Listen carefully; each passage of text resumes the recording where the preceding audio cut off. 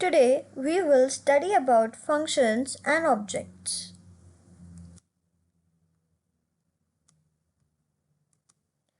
Functions. JavaScript can easily end being hundreds if not thousands of lines of code, and because of that we need some way to make sense of it all. To help structure our code and make some common operations reusable, we create functions and objects.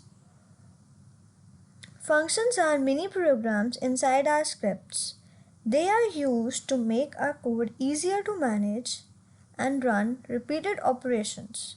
Functions are combination of variables, operations, and conditions. All functions have same overall structure. They start with the word function to tell the browser that here I am declaring a function, followed by their name, two parentheses, and then a pair of curly brackets which wrap around the code block. In JavaScript, we work with three types of functions: named functions, anonymous functions, and immediately invoked function expression. Named functions. These are executed when called by name at a location in the script where we want to run it. That means we can define a function at very top of script and choose to run it at the very bottom of the script. Let's see a simple example for named functions to understand it better. Open my code editor, and in this code I have declared a function with its name find the biggest number and parentheses, and inside the code block I have used ternary operator and have given a condition that says if A is greater than B, then print A, else print B, and close my function. After that, what I have done, I have declared my A and B variable with their respective values, and the next line I am calling my function find the biggest number. And if I save this and go to my browser and run it, so it says 657, that's the value of B. Now, if you have noticed that I have declared my values before function call. Now let's see what happens if I declare them after the function call.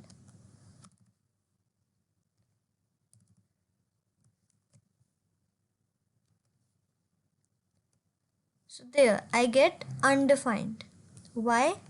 Because in JavaScript, what happens first is executed first.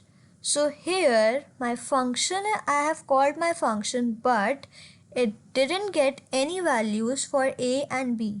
That is why it is returning undefined. And if I did this again,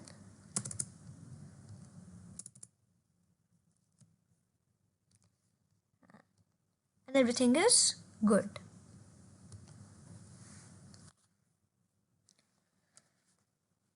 Now this is the same code with a slight change, because earlier our code was completely dependent on these two variables A and B, and this is not a good practice when we have to reuse function with different values. So that is done using arguments. We simply list out the arguments we want in the function definition inside parentheses, like I have done here. Now A will become this A and b here will become this b.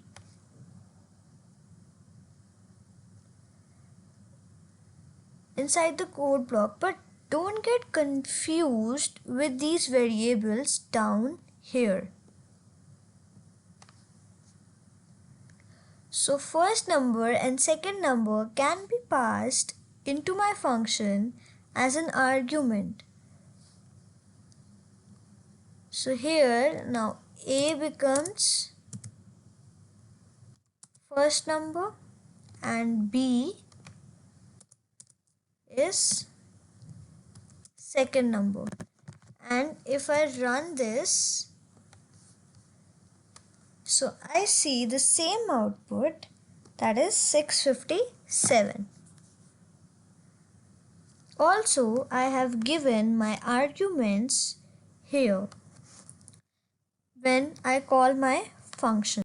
And why we did this? Well, the answer is simple. Now I can use this function as many times as I want. As you can see here, I have called the same function with different values. So now I have called my function with values other than these two here. And if I run this, so I got the value that I have in this calling block, not these values. Similarly, I can give any real numbers like these and can still run my function easily. And I can keep doing this. Now I have a reusable function, and this is the whole point of functions. Once you set them up correctly, you can use them again and again. That makes your code linear and easy to maintain. Now let's see some more about functions. In our previous example, the functions was logging results directly in the console as it runs from within the code block. But in many cases, you want the function to do something and then return a value back to you to process the further before you display on web page. For that, we need to return it where the function is called. Here I have a new variable, that is var result, and then I changed what happened inside the ternary operator. So I replaced it with result, and now I have created an array that contains a string and the value of a. Similarly, I have done with b over here. And finally, I return the result to where find biggest fraction was originally called. And if I run this, and then I return the result. And after that, I have called my function over here. Now let's see the output. So it says second number and then the value of b, that is 657. Now the other way to do this is what I have done here. I have assigned my function to another variable, that is biggest number. And now what I am doing is I am just printing that variable, not the function. So again save and reload. So I got the same answer again, that is second number and 657. Okay, so this is our complete named function with arguments. Anonymous functions. They run once they are triggered by a specific event. They don't have a name, so the parentheses appear right after the function. To understand them, let's see a we will do something very similar to what we have done so far using anonymous functions. So, as you know, anonymous functions don't have names. And here is the similar example that we have done till now, but this time using anonymous functions. Here again I have two variables a and b, and then another variable called biggest, inside to which I have assigned my anonymous function. Now anonymous function also starts with the same like the regular function by typing function, and because it doesn't have any name, so we will just follow it by parentheses. After that I have another variable var result, and this is the similar statement that you have seen in our previous example with named functions. And after that I am just printing the result. Here I am calling my function, my variable in which I have my anonymous function. And here I have added a pair of parentheses at the end of it. Now if I run this,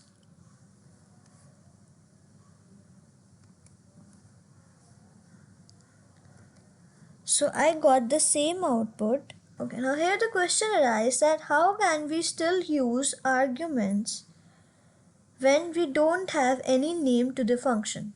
Well, we still can use arguments, just the difference is they are used slightly in a different way. Like you can see here, I have arguments a and b for function, and I can pass these arguments into my function because I am using a variable name as a function, as you can see here. So a and b can be 556 and 657. So as you can see, the anonymous function work pretty much the same way as named function, especially if you place them inside a variable. So let's run this and see what happens.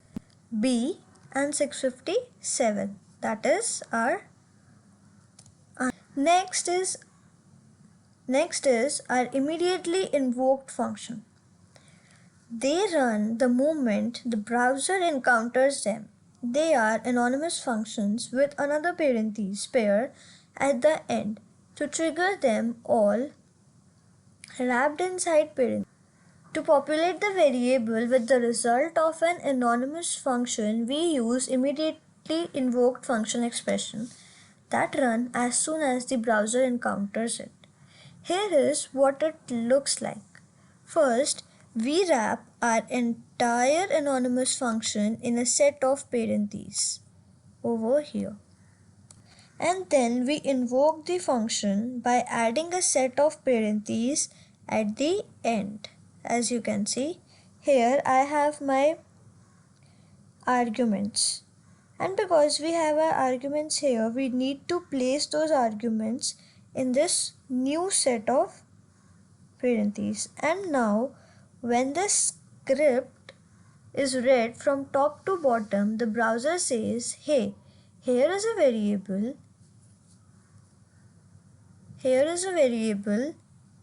inside the variable we have an immediately invoked function expression, so I am going to run the function right now with these arguments and return the result back into the variable.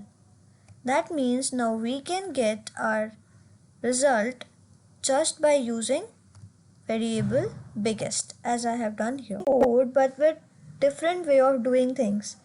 Here I have declared first number and second number, and then use them as the arguments in my function. Let's see what will happen.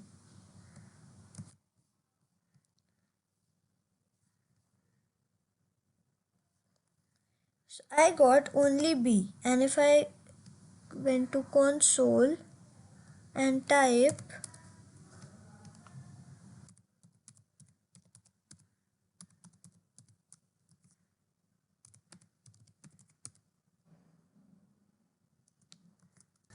I get B undefined. That's because I am running the ternary operator here. I am saying if A is bigger than B, then give us A, otherwise give us B. And in this case, we don't have any values. So we will always get B undefined. This is because it is an immediately invoked function and the browser runs the function when it's encountered. So, if you remember previously, we have placed our variables at the top and then called function. And now let's do the same as we did earlier.